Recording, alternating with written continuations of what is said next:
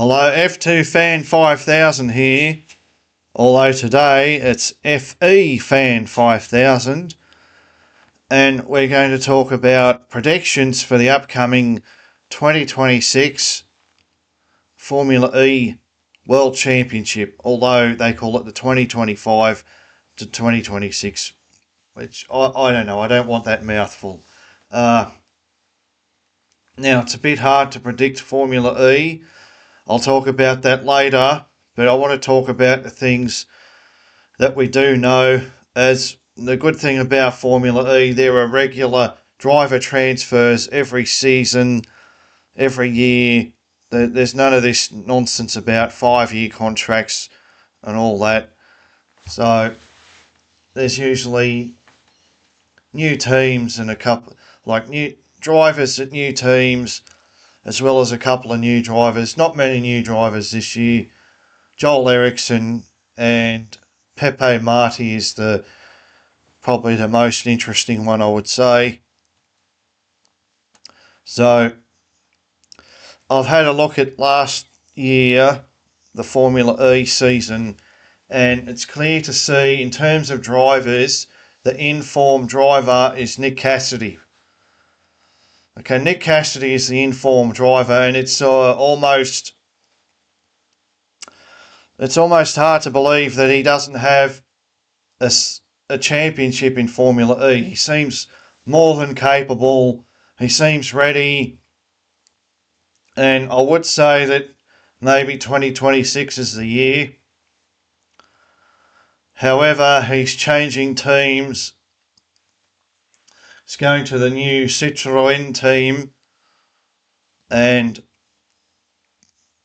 in last year they were called Maserati, and they did not set the world on fire, but they have a very strong lineup this year, Nick Cassidy and Eric Vergne. So it'll be very interesting to see how Citroën go. If Nick Cassidy was in a more established team, I'd probably pick him for the championship. But Porsche seem to be the team that are in form, and they retain Pascal Wehrlein, and they pick up Nico Müller, and I'm not sure why, because he was destroyed by his teammate last year. But anyway, Nico Müller, Pascal Wehrlein, and I think Pascal Wehrlein should be at least in with a chance for the title. Another driver I have to mention is Oliver Rowland, won the title in 2025. However, fell off a bit towards the end of the season. As I said, the in-form driver is Nick Cassidy. Another name to look at, another two names I'm really looking out for. One is established young gun Taylor Barnard. Taylor Barnard was fourth in last year's championship with a litany of podiums, strong qualifying results. He's had a couple of pole positions, and it's very rare in Formula E that you see a young driver come in and look so comfortable in the championship, and I think that speaks to the quality of Taylor Barnard. And he's changing teams. Obviously, McLaren are no longer there. Neom. So he's at DS Penske, which is sort of a run-of-the-mill Formula E team. There's nothing... They're not spectacular like Porsche or Nissan. But, you know, these teams are all fairly close as well. So let's see what he can do alongside Maximilian Gunter, who's an established Formula E driver. As for the others, I don't know how I feel about Jaguar, because I don't know how their drivers are. I mean, I think that Mitch Evans was outclassed by Nick Cassidy last year. Da Costa, he's still fairly strong, but I don't know if he has a championship in him. Maybe he does. What else have we got? In Visions, I don't have a lot of I don't think they're going to be winning the championship. Mahindra, I think they have a strong lineup, but they're not at the top of Formula E.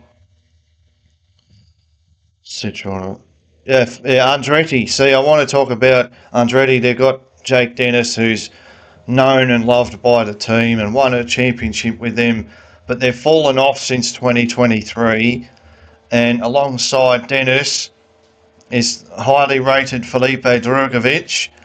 He's finished in the points in his second race, or his first weekend, if you like.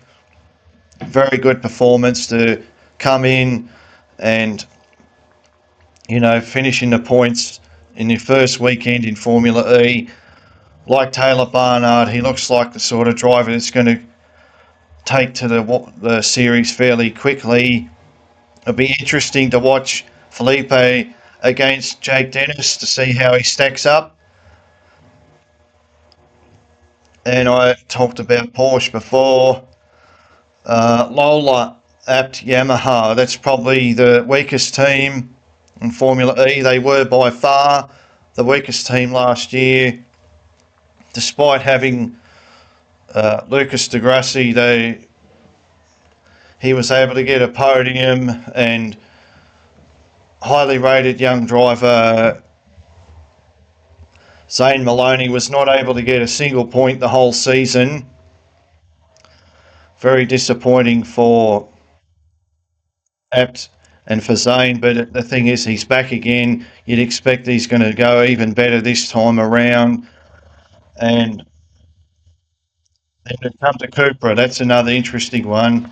They have Pepe Marti and Dan Ticktum.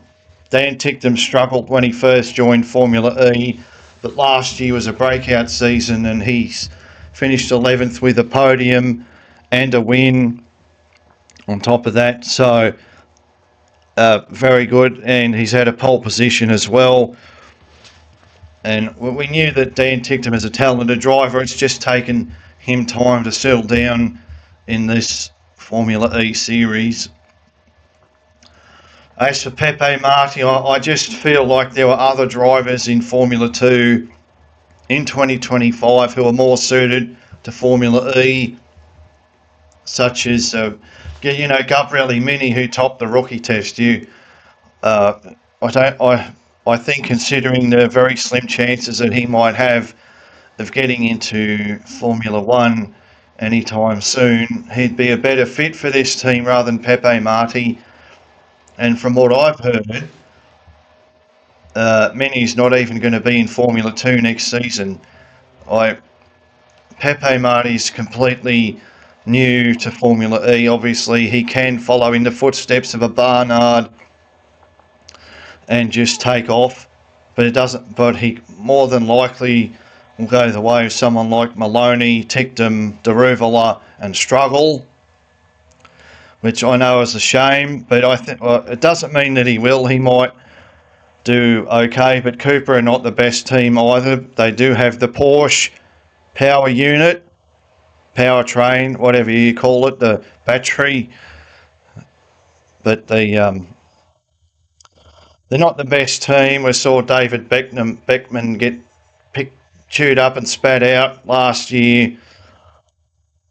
Pepe Marti's probably a faster driver than David Beckman, but I don't think it's a good fit. Cooper Kiro and Pepe Marti, and I hope I'm proved wrong. I'm looking forward to seeing that he does well, actually. And outside of that, yeah, there's nothing much to say.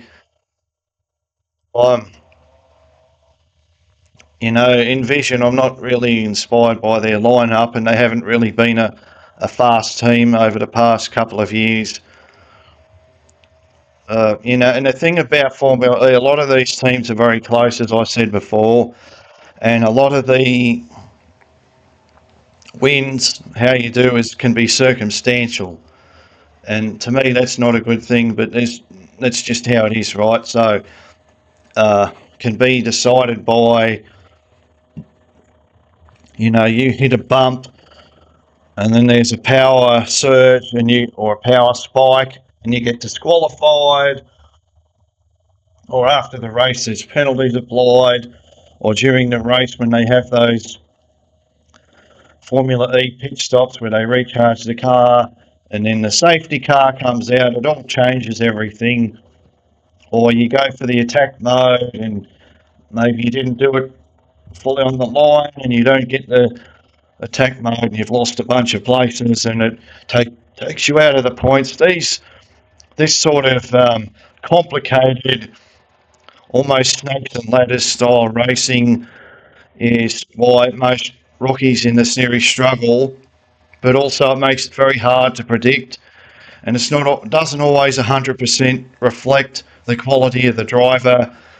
And I think that's why a lot of the younger drivers coming out of series like Formula 2 that don't have the opportunity in Formula 1 seem reluctant to go to this series, because they understand there's a good chance that their quality of their driving will not show through, because there's so much going on in Formula E, and Formula E would be much better, in my opinion, if they dropped attack mode altogether. It's a silly thing that they have going on, but I'm supporting the series because they have, as I said it earlier, there's regular driver changes. There's none of this 5-year contract nonsense as there is in Formula 1. So if drivers aren't performing, they're very quickly out of the series. And we're seeing good drivers come into the series, especially I'm looking forward to Taylor Barnard, to see how he does in his second year, to see Felipe Drugovich, how he does. I'm very looking forward to that with keen interest. And hopefully we get good racing that is an accurate reflection of the drivers and the teams, not just an accurate reflection of FIA penalties. But it should be good racing, some excellent races this past season in 2025. So very much looking forward to it.